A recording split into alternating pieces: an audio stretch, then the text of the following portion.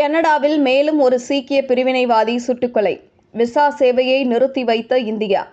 India Canada இடையே உறவுகள் பதற்றமடைந்துள்ள நிலையில் மேலும் ஒரு காலிஸ்தான் பிரிவினைவாதி கொல்லப்பட்டுள்ளார். சீக்கியர்கள் கணிசமாக வாழும் பஞ்சாபை காலிஸ்தான் என்ற பெயரில் தனி நாடாக மாற்றும் முயற்சியில் பல்வேறு பிரிவினைவாத குழுக்கள் ஈடுபட்டு வருகின்றனர். இவர்களுக்கு சில வெளிநாடுகள் உதவி செய்வதாக சந்தேகிக்கப்படுகிறது. இந்த நிலையில் கனடாவில் வாழ்ந்து வந்த காலிஸ்தான் புலிகள் படை என்ற அமைப்பின் தலைவர் ஹர்தீப் சிங் நிஜார் என்பவர் மர்ம நபர்களால் சுட்டுக் கொல்லப்பட்டார்.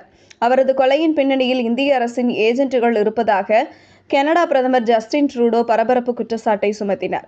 இதனால் இரு நாடுகள் உறவில் விரிசல் ஏற்பட்டுள்ளது. கனடாவில் உள்ள இந்தியர்கள் பாதுகாப்பாக இருக்குமாறு இந்தியா விடுத்த எச்சரிக்கையை கனடா நிராகரித்தது. தற்போது கனடாவுக்கான விசா சேவையை இந்தியா நிறுத்தி வைத்துள்ளது. இந்த நிலையில் கொல்லப்பட்ட நிஜாரின் அமைப்பை மீண்டும் தொடங்க இருந்த மற்றொரு பிரிவினைவாதியான சுக்கோல் சிங் என்பவரும் மர்ம நபர்களால் கொல்லப்பட்டுள்ளார். இவரது கொலைக்கு யார் காரணம் என்பது குறித்து விசாரித்து வருவதாக கனடா அரசு தெரிவித்துள்ளது. இந்த சம்பவங்களால் பஞ்சாப் மாநிலத்திலும் பரபரப்பான சூழல் நிலவுகிறது.